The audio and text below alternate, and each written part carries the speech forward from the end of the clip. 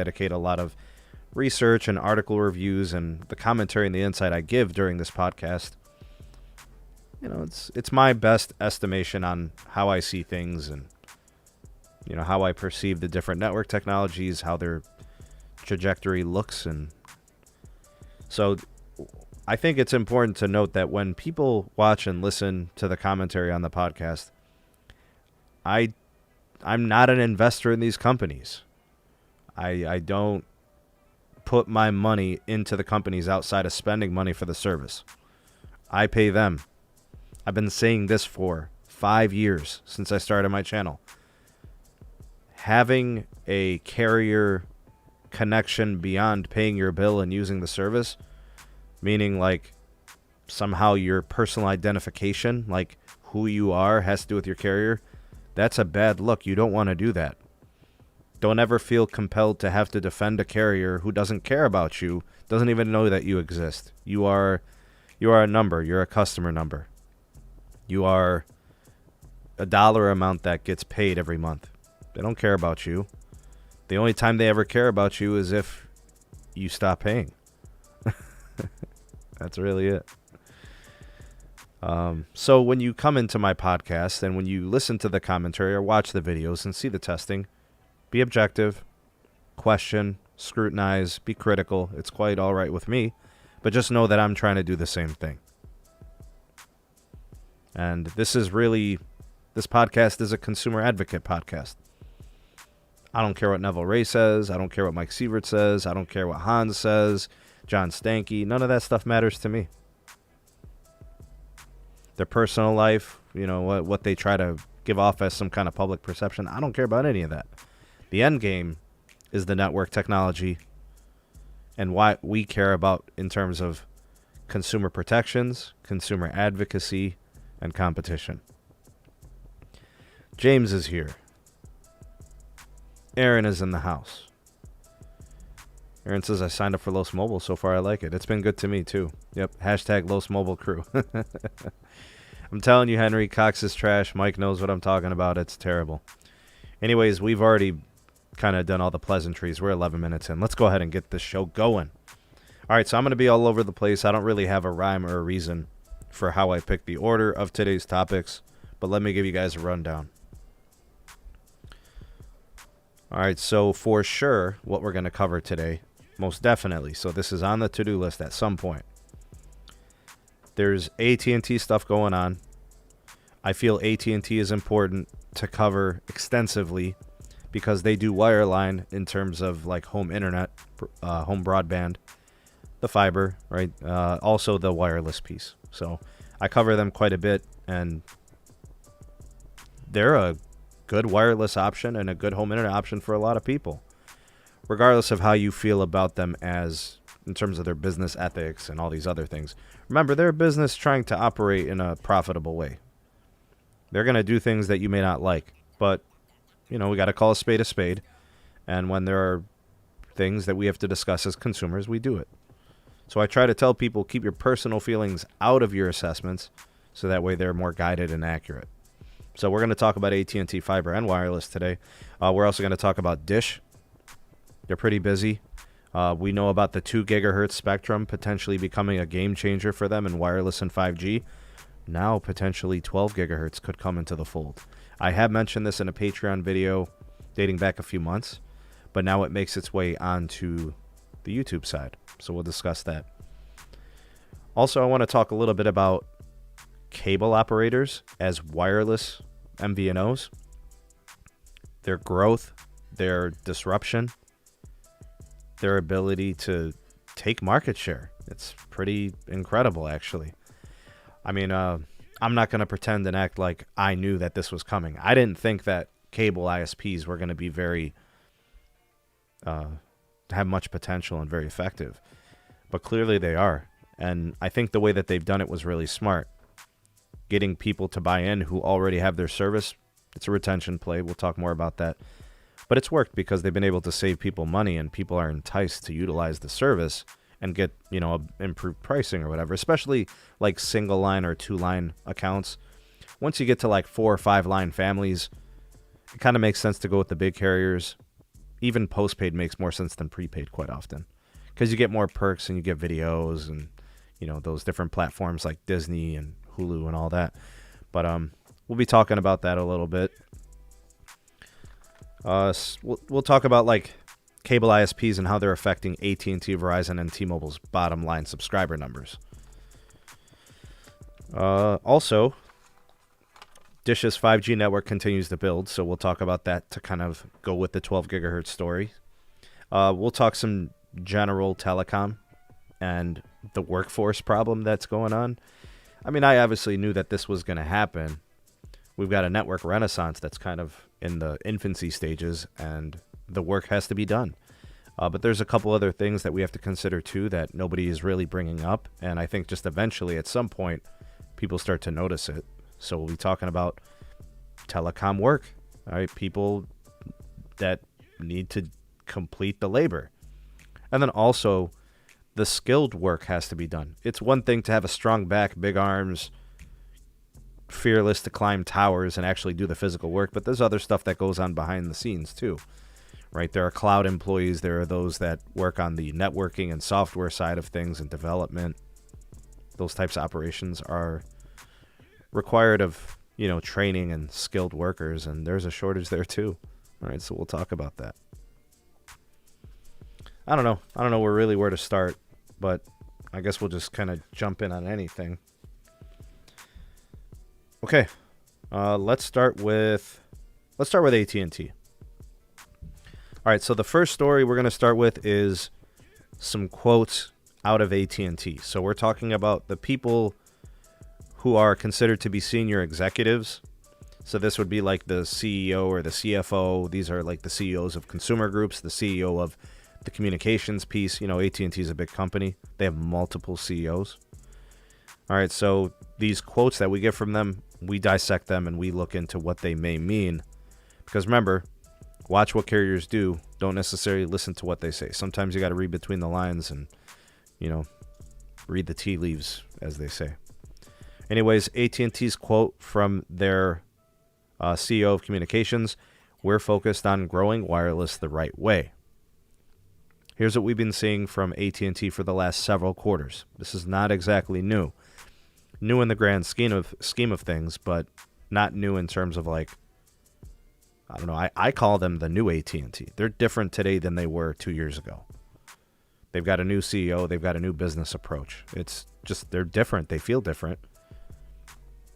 All right, so what we've been seeing from AT&T is very aggressive phone promotions. If you're a wireless customer, you would be foolish to not at least consider AT&T as an option. So if you're a T-Mobile customer that's unhappy, if you're a Verizon customer that is unhappy, I think the search begins with AT&T.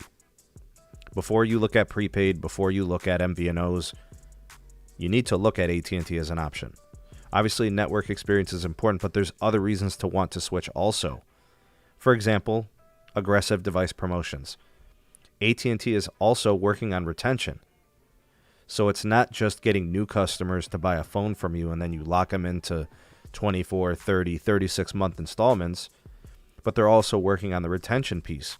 So getting free iPhones and free Galaxies to customers who are new, switching, porting over, and then also those that are existing customers that they want to keep. Like I said before, it's a different AT&T. And most carriers, for the most part, have been always trying to get new customers, but they've neglected the existing customer. So it made the existing customer feel alienated. Why can't I get the same deal that somebody new gets? So you got a new friend. Oh, and you're all excited to have them as a new friend. You work really hard to impress them and make them like you. But you can't neglect your old friends, the ones that have been riding with you. If anything, I've always thought that existing customers were more important because the loyalty goes a long way. Having a low churn rate is important. Retaining your customers is crucial in long-term revenue. So they've done a good job of addressing new and existing customers on device promotions with both the Apple devices and iPhones and iPads, and then also Galaxies. The S21 line has a promo dating back to last year. They were aggressive with the Note series and the S20s. So they've done a really good job of that. In fact, it's shown in their additions. the customer ads for AT&T has been very good, and they're all real additions. And by that, I mean they're not free lines. AT&T doesn't give away free lines. So we're talking about, again, like they said, they're focused on growing wireless the right way. I think that's a jab at T-Mobile. Well, a lot of their additions have been a lot of free lines. I mean, I don't know what the percentage is. I'm not going to sit there and speculate too much about it, but we know that they do give out free lines and customers take advantage of those promos. So over the course of the last 3 quarters, 4 quarters maybe, I think 4 quarters, AT&T has essentially added about 3 million customers in that time frame. And again, they're doing it the right way. Those customers are paying for those lines. There are, however, fears in the investment side. A lot of people that invest money and, you know, they buy these dividend stocks. AT&T comes into play. They're always an option. But I think it's just a matter of time until those investors realize that what AT&T is doing is sustainable. A lot of them view AT&T as the stock that has been downward trending. And they had all those bad acquisitions with DirecTV under the old CEO, the Time Warner deal, right? That acquisition as well. And it was all bad. But now they've spun that off and the media is operated separately. And, you know, honestly, AT&T is kind of at the forefront of competitive pricing in plans, device promotions, and then also their wireline. They're giving people 25% discounts if they take on a combination of wireless and then the fiber or the DSL, if it's offered in that area. I really feel like AT&T is actually pacing in growth because this has been going on for the better part of the last 1+ years. So it's not a flash in the pan. Everything they've done is potentially sustainable. I just think it's a matter of time until the investors catch up to that. And I think competitors like T-Mobile, they see AT&T as a real threat to their ability to grow more. I think if it wasn't for AT&T being aggressive, T-Mobile's probably adding 1.8 million customers per quarter instead of 1.1, right? Because Verizon's not growing. That means AT&T and T-Mobile are really the only game for growth. So with AT&T now focusing on retention, they're looking at their churn rate. The CFO is very mindful of this. Alex, appreciate the super chat. He says, in San Francisco, I get nearly 3 gigs on Verizon 5G. Appreciate that, Dono, and nice to see San Francisco doing that whole 5G ultra-wideband, doing a lot of millimeter wave, I see. I know that Verizon is doing promotions as well. They haven't been doing it as long as AT&T. I know AT&T has the $800 promo for the iPhones. This dates back to last fall, so it's been ongoing for a few quarters. Verizon's not really any different in terms of those promotions. They're pretty much matching it with the biggest 5G upgrade promo ever. So really, if you think about it, T-Mobile's not the only one fighting for business. AT&T is as well. In fact, sometimes you could look at AT&T as a better option, and I'll tell you why. In many instances, AT&T's network access is better for a lot of their plans. Their network is more reliable. It's larger, so that could help some people. They also do mix and match of the plans. So you could have a starter unlimited, you could have plus, you could have elite. You can mix all of those on the same account. Oh, wow, Alex. 3 gigs indoors. Very nice. Appreciate the super chat, Alex. Thank you, man. And big ups to San Francisco and the Bay Area. It's a nice part of the country. And 3 gigs indoors is awesome. Maybe home internet is an option for you, Alex. The 5G home from Verizon. I know AT&T's churn rate is industry leading. I think the last we checked, it was like 0.76. I would not expect that to change here over the next couple of weeks. July 21st or 22nd, we're going to be getting earnings reports from AT&T. AT&T actually disclosed an important piece of information you guys should probably want to know. They are saying that the cost to switch customers is decreasing. They're spending less to get people over to their side.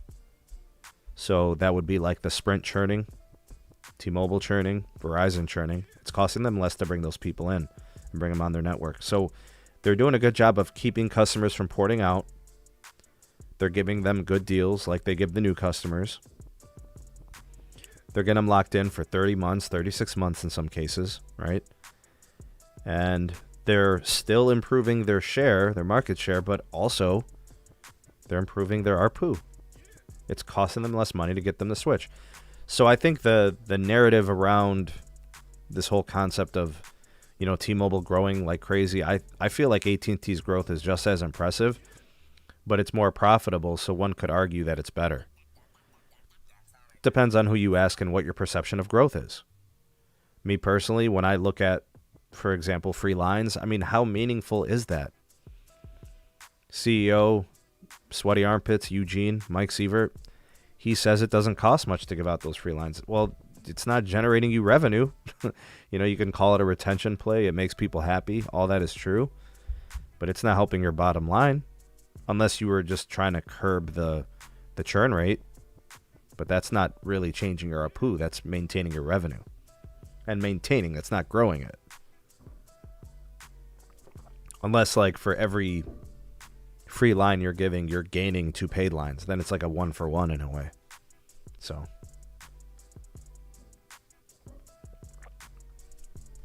All right, let's keep things on the AT&T side. I want to talk a little bit about the fiber. For those of you that have dreams of getting AT&T fiber, or any fiber provider for that matter, AT&T's fiber is very, very close to nationally, wherever they have the fiber, starting their multi-gig offer. And what I mean by that is the speeds are going to essentially kick up. And it's on the way. From what I understand, business customers can already utilize this in some markets, which is pretty cool. So AT&T has plans on making more and more of these fiber areas capable of also achieving the 2 gig speed tier. So it would be an option for you or me, somebody who's even got a YouTube channel or uploads content or high resolution video or whatever the case may be, or, you're operating a server. I don't know. There's so many different applications for needing all that throughput. I get it. 90% of people don't need gigabit speed, but there are people that are running businesses or they work with large files or high resolution video.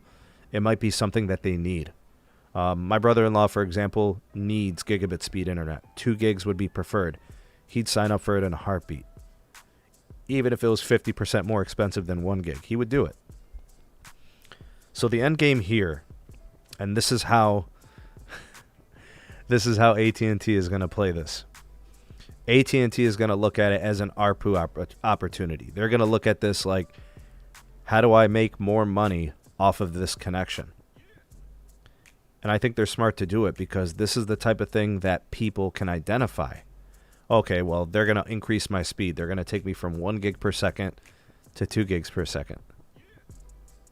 Hi, Yasmin. You going to let me finish my podcast? Come on, I got to finish. I got to finish. You crashed the live stream the last time. I'll be done in a little bit. We're going to read a book, okay? All right, Yasmin? Say hi. Say hi. You get in the camera. Say hi. Okay. Thank you. That's it. That's it. You gotta go, Yasmin. I know, live stream bum. Yasmin's been crashing the live streams a lot lately. Thank you, Baba. Appreciate you. We're glad to see you. One more time. Yeah, but you're gonna bump the mic. Watch out. Okay, I'll see you soon. Okay. We're gonna read a book later. No, Yasmin, don't do that. What? All right. What's up, Jose? What? All right, so the the multi-gig fiber. Okay. So essentially what would happen is the 1 gig plan would still be offered, but it would no longer be the premium top tier that they would offer. They would start offering the 2 gig plan. So I think the 1 gig tier, I think pricing is at $65 or $75. It kind of depends if you're a new customer within that first year. I think they increase the pricing after a year. You can call back and get it, probably negotiate the price, but that's kind of how it's been working. $65 to $75. I would foresee a situation where that pricing stays the same, but then AT&T, since they're going to offer you potentially 2 gigs, they could increase that tier to become the premium offer, maybe sell it for like $100 per month. Because here's the thing. Whether it's the 2 gig for $100, or if they create a 5 gig later down the line and they sell it for $150, or they create an 8 gig for $200 a month, whatever they do, the play is to make more money per customer. The ARPU, the average revenue per user, or ARPA, the average revenue per account, whatever, however you want to term it. Those speed tiers are a thing. It's the only way that consumers seem to respond to different offers, because the latency on this fiber is like 1 to 3 megabits per milliseconds. So it's like you can't price the latency. That doesn't really make sense, because then you'd be throttling the latency, which kind of counterproductive to what fiber is really all about. But you would see, like with what AT&T did, they eliminated the 300 megabit tier. They upgraded everybody to 500 megs. So now they got I think they got rid of the 100 and upgraded everybody to 300, and then they upgraded all the 300 to 500. It was like, so they're giving people lots of throughput and lots of capacity. And remember, it's symmetrical. Downlink the same as the uplink because it's the fiber. But the best part about this is AT&T doesn't have to do anything. They don't have to install new fiber. The existing fiber that they've already rolled out and deployed is already multi-gig enabled. So it's capable of 2 gig speed right now. So all it would take would be a provisioning on the account to enable faster speed, to double your speed or whatever. I hear that Altice is doing the same thing. Altice wants to do multi-gig. I think they've got the potential to hit 10 gigabits per second with their infrastructure. Other operators want to do the same. From what I understand, they want to move from gig to 2 gig. And I think some people would take advantage of it. Maybe if it's only 10% of the user base. If you take 10% of your customers, if you're AT&T, if you take 10% of those customers and increase the ARPU by $25 per customer, I mean, that's hundreds of millions of dollars over the course of the lifetime of those customers, right? I would estimate that over the course of a decade, we're talking about billions of dollars. Okay, so it makes sense for them to move in this direction. And again, speed tiers gives customers something tangible, a metric that allows them to identify an upgrade. Alexis chimes in, network speed builds loyalty. This is the fastest an operator has in my area. This is how much I pay. I like it. It's good. Some people might even view speed as reliability. Wrongfully, but they might. And see, that's the thing. It doesn't always mean it's accurate just because it's a customer's perception, but in their mind, it's the truth. What someone perceives to be the truth, in their world, it is. People can be wrong and still think something is perceived as being true, and they think that's what it is, right? So, yeah. I think this is going to probably create new organic growth for AT&T on some levels. I think they're going to get new customers off of this who are with other providers currently. Those people would be switching. I also think it's going to help them get customers back from the DSL days, or those that have left for greener pastures. Maybe they come back for bluer pastures. It's got to be fast. It's got to be reliable. DSL obviously being replaced. Fiber is better than coax 99% of the time, right? Most of the time. Very dependable, high customer satisfaction rating. I don't know, they want to be in 90 metro areas by the end of the year. I'm assuming that number is going to probably increase 20 to 30% every quarter. Be on the lookout for AT&T Fiber. It's coming to the SMT corridor. It's growing all over the CLE area. Suburban, urban, rural America, they've got it in some cases. It's been really nice. And everywhere they upgrade wireless, they like to use their own fiber optic backhaul. That's where you start to see what they're doing in fiber too. Be on the lookout. Hopefully it comes to more people over the course of the next several quarters and years. All right, speaking of cable, this should be a pretty nice sidestep here. This one is about AT&T, Verizon, and T-Mobile feeling the pinch from cable operator gains in wireless. This story is out of Fierce Wireless. The disclosures are from analyst group Moffett-Nathanson. I just want to let you guys know, Moffett-Nathanson is wrong very often. They are, like, really wrong quite a bit.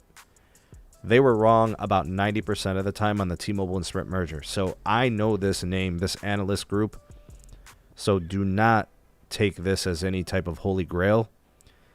It is not, take it with a grain of salt, really. These investor groups, these analyst groups, they try to predict and give forecasts, and they're quite often wrong. It's hard to predict things as it is, but sometimes when you have a lot of money too, and you think of yourself as being very powerful and influential, it casts wrong assumptions even worse. All right, so they are predicting huge momentum for Xfinity and Spectrum Mobile. I actually don't disagree with that. That's been the trend for the last few years. These companies have agreements with Verizon for MVNO type access on Verizon's network.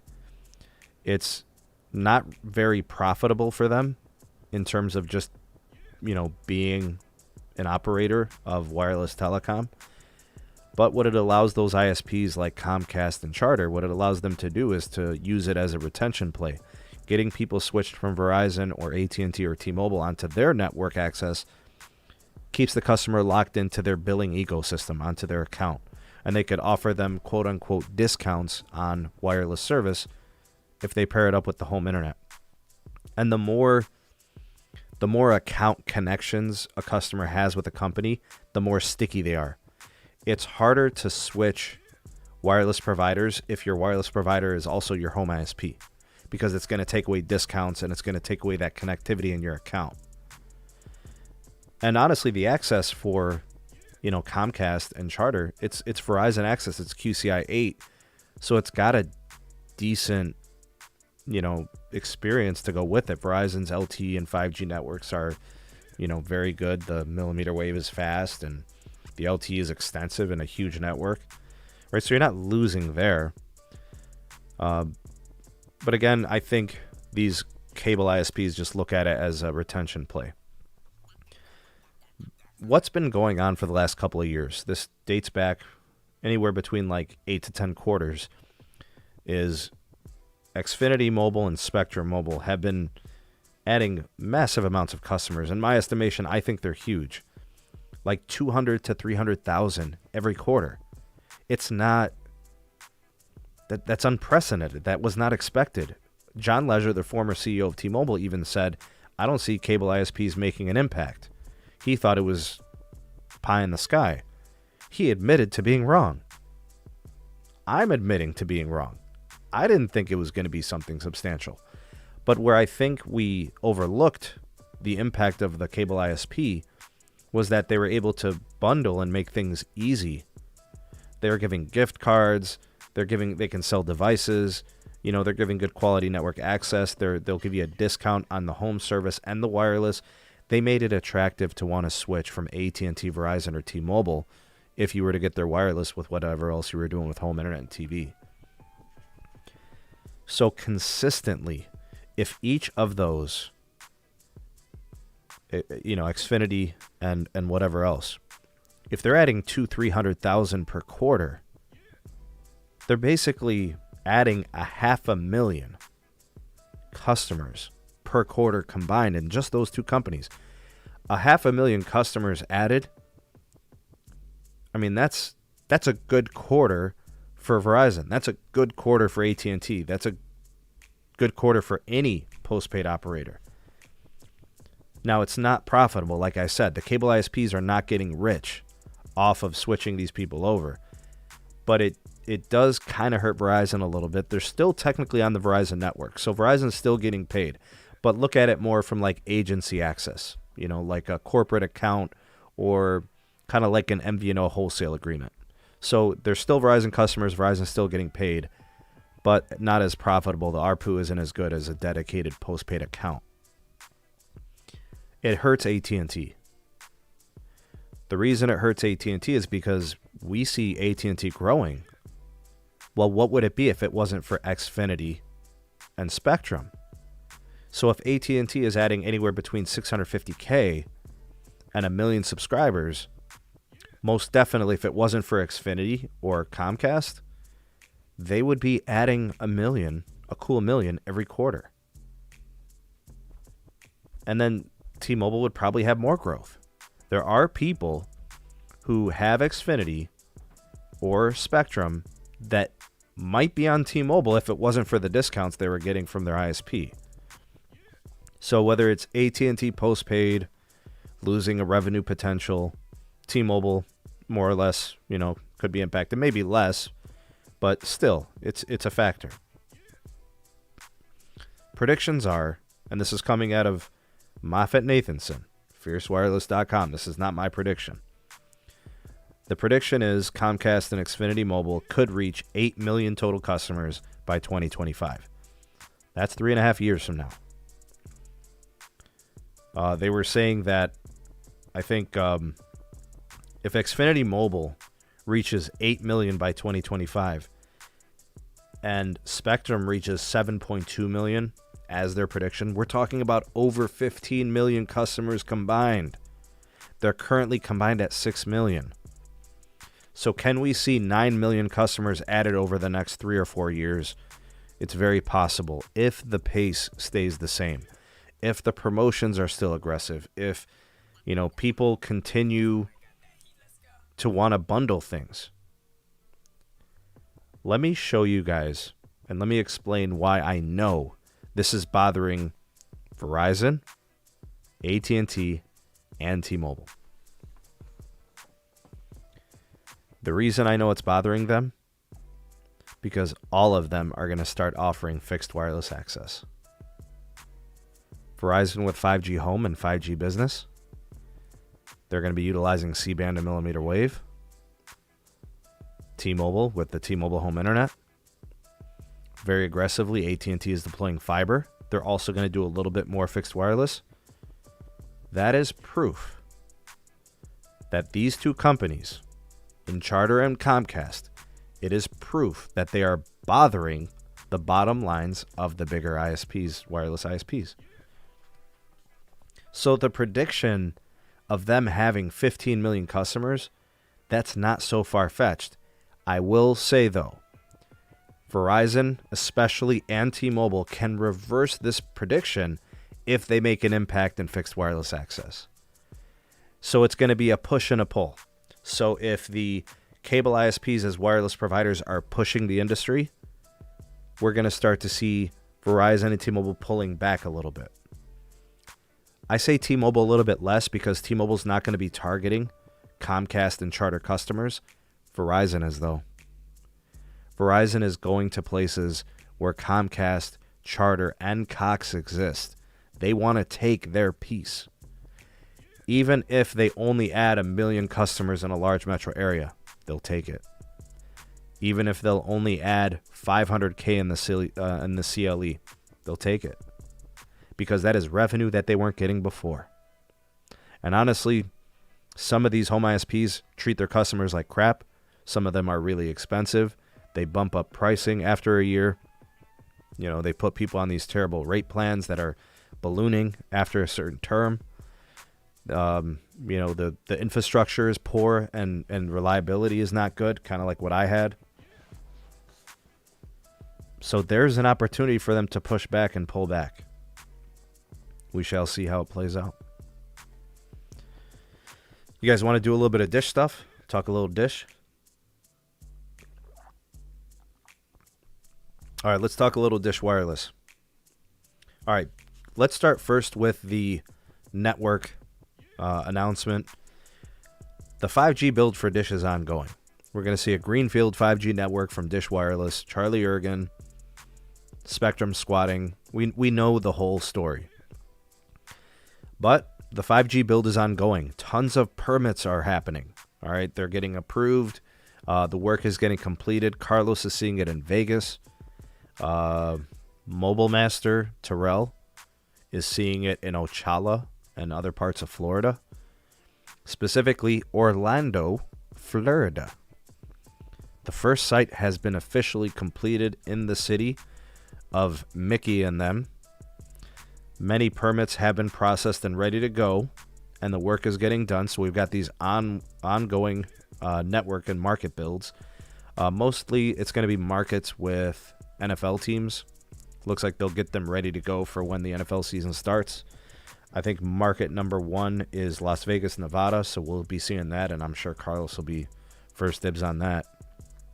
And then we're also seeing some random builds in like Royal America, so we'll see how it goes. They've got Spectrum licenses national all over the place.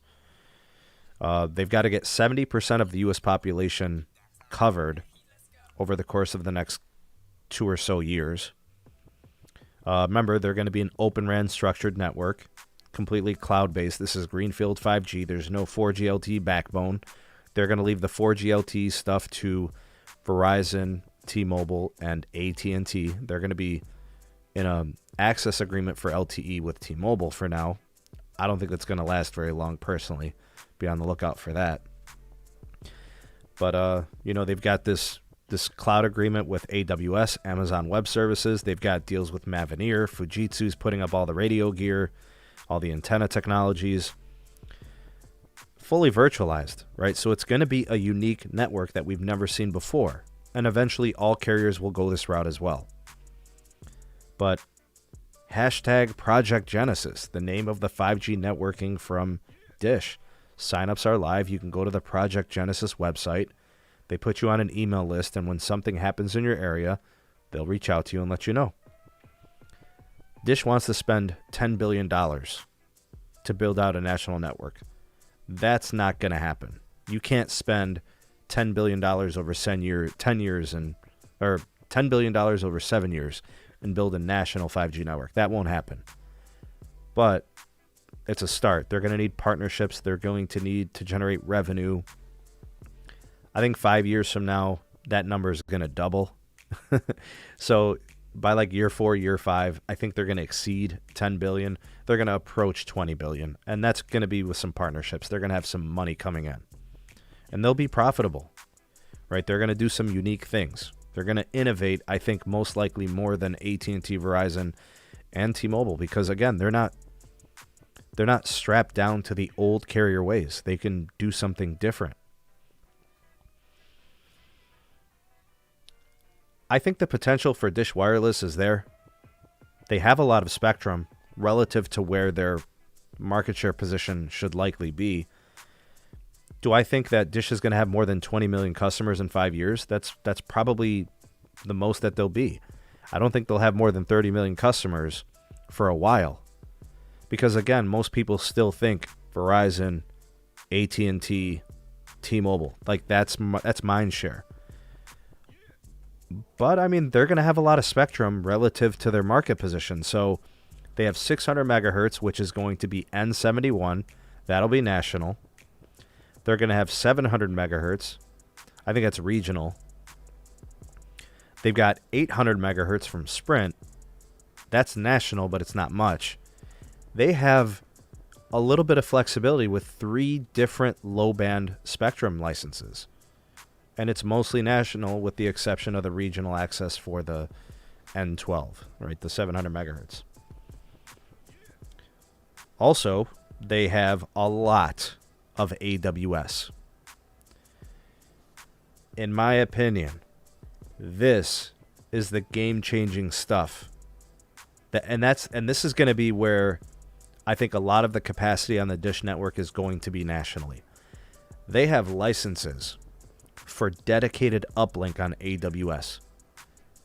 They will have the best uplink potential because it's going to be a standalone 5G network with a lot of spectrum on the uplink side. In my estimation, I think the best uplink experience, so video calling, Zoom meetings, content upload, high resolution stuff like that's going to be Dish's calling card. They've got paired AWS. They've got AWS 3, AWS 4. That's where the Dish network is going to shine. Through N66 or it's going to be N70 or something like. I don't know how they're going to have the banding done, but 2.1 gigahertz is a solid low mid-band. Verizon does a lot with band 66. T-Mobile does a lot with band 66. There's a lot of capacity. High resolution video became a thing during LTE and advanced LTE because of Band 66. So it's going to be huge for what Dish does. And then they still have 10 to 20 megahertz of CBRS national. If that gets a higher power, if that gets boosted, then that becomes a legitimate capacity layer too. And they can actually probably monetize the CBRS even better. Right? You know, I think so too. Honestly, Running Flame, I think they do. I think they do get it back. I think they're going to win that. The FCC made a huge mistake. They're going to lose. Jay, good to see you. Alexis says Dish will innovate more than the others combined. I totally agree.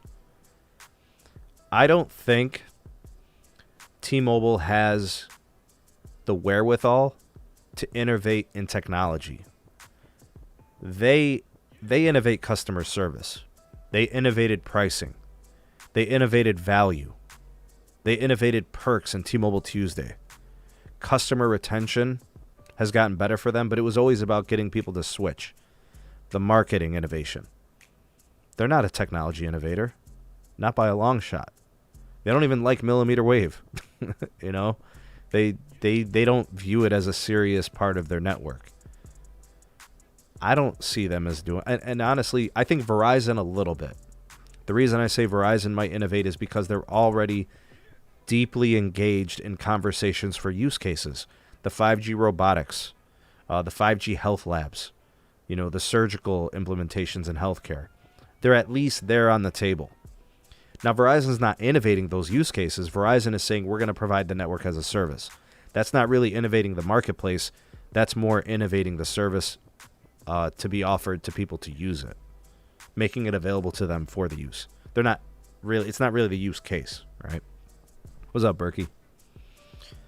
AT&T, I'm going to view similar to Verizon, right? So I don't think the traditional carriers will ever truly innovate use cases. They'll just provide the network as a service. That's really all they're going to do. All right, so we shall see. You know, I always viewed, you know, Dish's 5G build as having this incredible potential. They've got good spectrum holdings. The Dish network is never going to be congested. If you're thinking about 5G just from the realm of capacity, Dish will have capacity in spades. They'll have latency in spades. They'll have uplink in spades. They'll have network slicing in spades. All that cool stuff they'll have. Use cases, they'll be the ones providing those opportunities. And I think it's going to be like that for probably the next 3 to 5 years. The other carriers will be catching up in the use cases for 5G. Alexis says greenfield innovation is at least a magnitude larger than the entrenched. Facts. So while Verizon, T-Mobile, and AT&T are providing a network as a service, they're going to be waiting on Dish and other entities to create the use cases. I think in pricing, it'll just be unique to whatever you're going to use the network for. The IoT stuff, the automation. Dish will be a real player there. And it won't be about pricing. It's going to be about use cases, right? Running Flame says it's very, very hard to undo mistakes from technical decisions you made a decade ago. He's right. Poor execution from 1995, 2005, 2015. Like, look at Verizon, for example. They're trying to undo the mistake from the AWS auction when they only spent $10 billion. They probably needed to spend $15 billion. But Dish got a lot of spectrum in that auction. They shouldn't have allowed that to happen. What has Dish done with the spectrum? Nothing up until now. And Verizon needed it. Their network has been completely densified, and they still have congestion issues across the country. What's up, Nick? Good to see you, man. I'll continue to follow Dish. Again, I'm very optimistic about Dish. All right.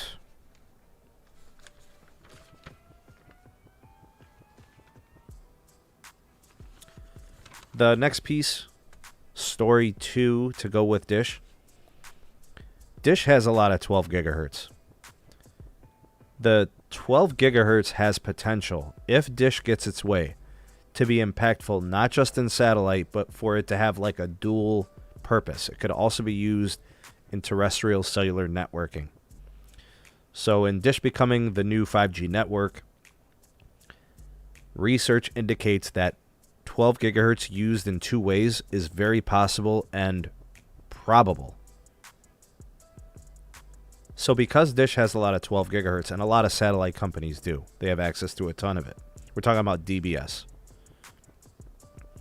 Dish wants to maybe use it, allow it to coexist for use in satellite and in cellular. The mission or the goal to use the 12 gigahertz for both without affecting satellite experience. That's important. You can't just all of a sudden turn your back on satellite. Satellite is profitable. Satellite, operations, people still use it. So we're not saying just push satellite to the back burner and not care at all. Don't abandon satellite use cases, but can we make this a dual purpose spectrum? This is obviously going to require some rules changes. The spectrum in 12 gigahertz that used in satellite is one-way transmission. So a two-way broadcasting requirement for cellular changes things. So the FCC gets involved at that point. So when you use it for terrestrial cellular service, the game has to change. SpaceX, you guys know Elon Musk, all right, Tesla and all that. They're opposing this.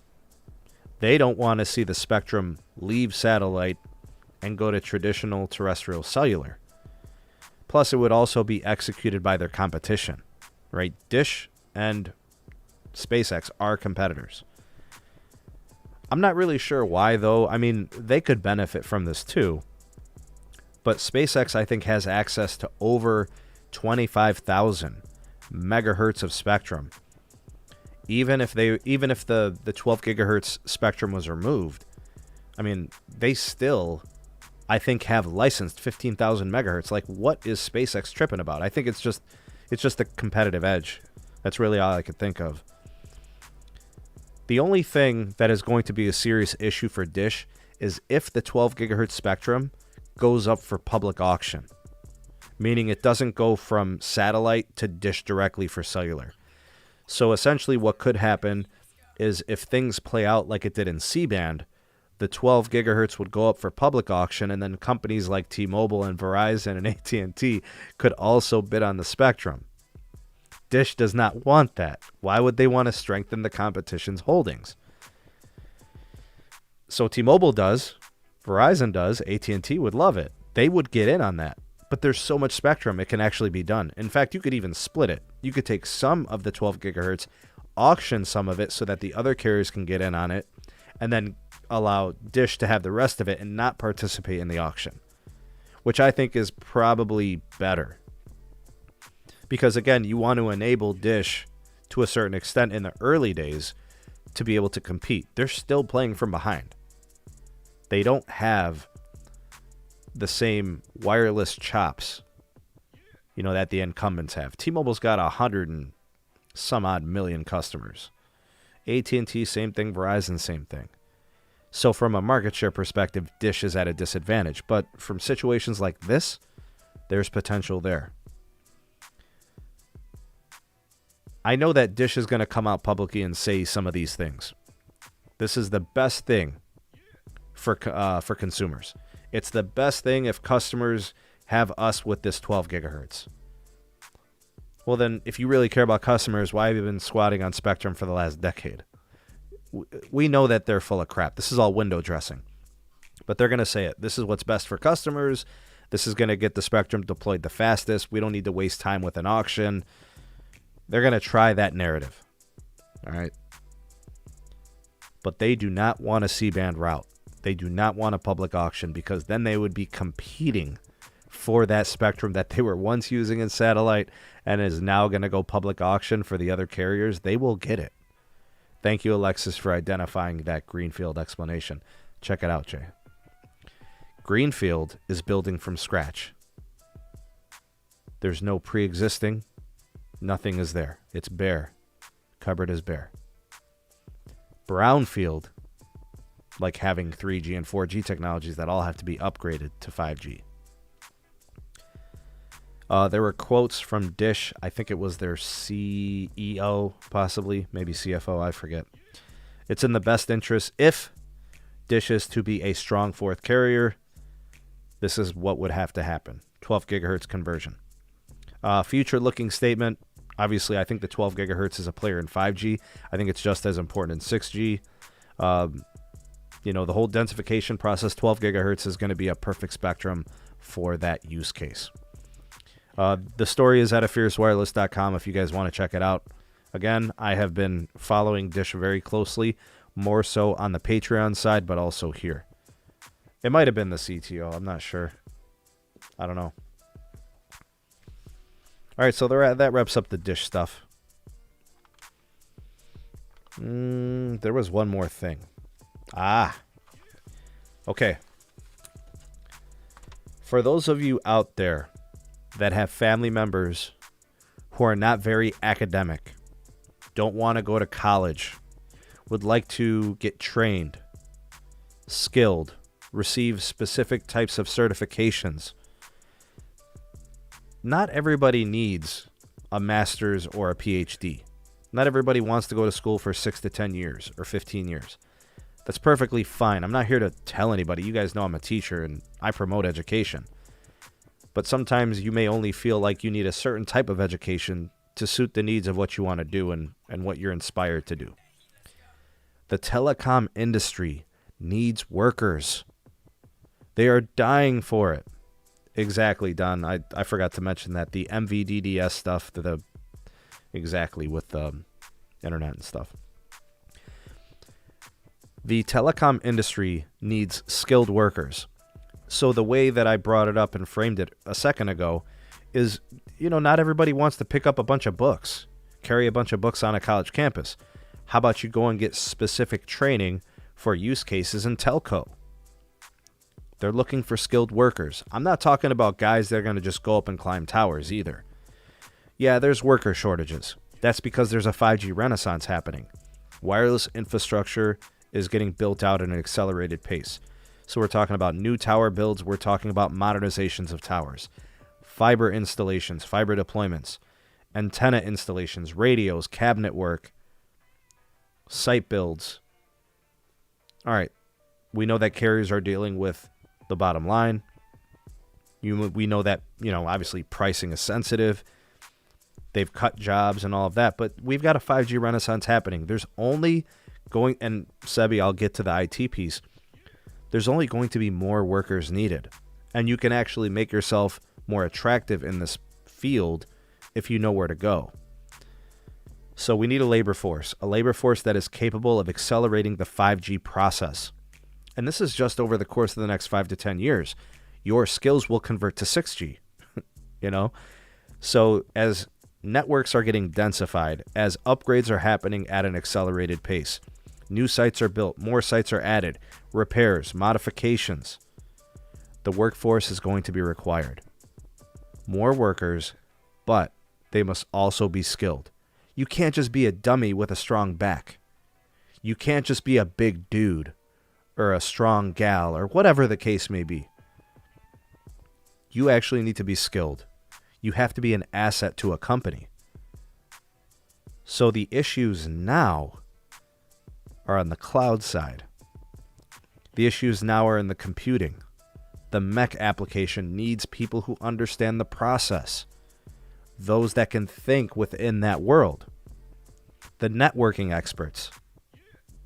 So as operators continue to try to cut the cost in retail and try to cut the cost on rent and try to reduce their overhead in those areas, they can't take shortcuts on cloud operators, IT, online security protocols. These are the people that are needed on the cloud side.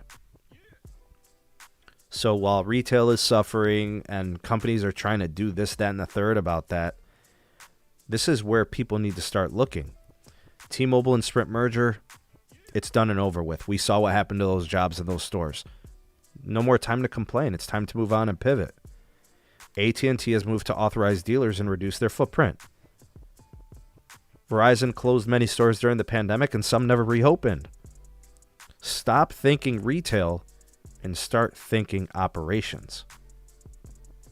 Meanwhile, the goals are to upgrade sites for capacity.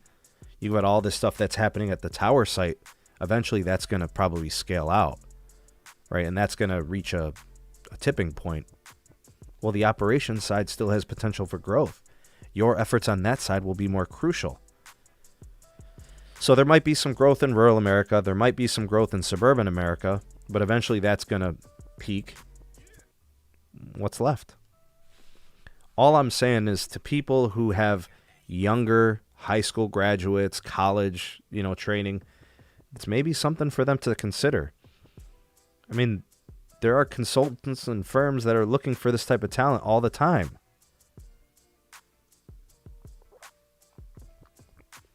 I think people have to get their mind out of retail. It's just not there anymore, You have a good week, you have a bad week. Well, if you were in demand for some kind of a job training, I think it's more important and more crucial.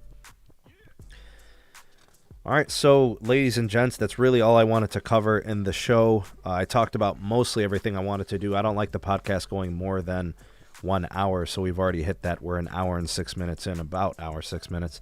I do want to thank those that offered the donations near the start of the show. So big shout out to Chuck's Tech, hashtag Mod Squad, hashtag SMT Patreon. Big shout out to all the blue wrenches out there holding it down in the live chat, keeping things kosher. Alex, couple of donos, thank you, sir. I'm not sure if there were any more. I may have missed some things, possibly. Totally agree, Tim. Retail dying, absolutely. Big shout out to all the patrons. Yeah, that's pretty much it. I think we'll leave it at that. I don't really have any other. Hashtag proud Patreon. Thanks, Sebby. Thank you, man. You're the best, bro. Appreciate your support. Let's go ahead and wrap up the show. If it is your first time here, YouTube recommended you here. The algorithm caught you. Welcome. Consider subscribing if you are new. Hit the subscribe button. Turn on the bell notification icon. Select all. And never miss any uploads from the SMT YouTube channel. If you like what we're doing on the YouTube side and you want more access, exclusive videos, live stream, podcasts, early access to videos, breaking news when it's, going on, check us out on Patreon. You're also helping support the production here on YouTube. So check that out. There's a link in the description box. Hashtag 2LiveCrew if you're watching this on July 7th at 8 p.m. Hashtag Replay Crew if you're watching this on DVR. Hashtag Mod Squad for all my blue wrenches holding it down. You guys are the best. Thank you. And then hashtag Ravioli Gang if you're eating dinner or snacking during the show. Thank you for being here. You guys are the best. I appreciate you all being a part of the community, being engaged and enjoying the content and consuming it, sharing, liking. Go ahead and do that. Rate this video before you go. Share it to Twitter. Share it on YouTube. Share it on Instagram, Facebook, whatever. I'm not on Facebook personally. I've never been on Facebook. I never had an account. I'm not on Reddit. You could share it there too. Wherever you share it, Instagram. I don't have any of those things, but I do appreciate you guys sharing it. You guys are amazing. Thank you so much. Hope you have a great rest of the day, and I will catch you all on the next video. Peace.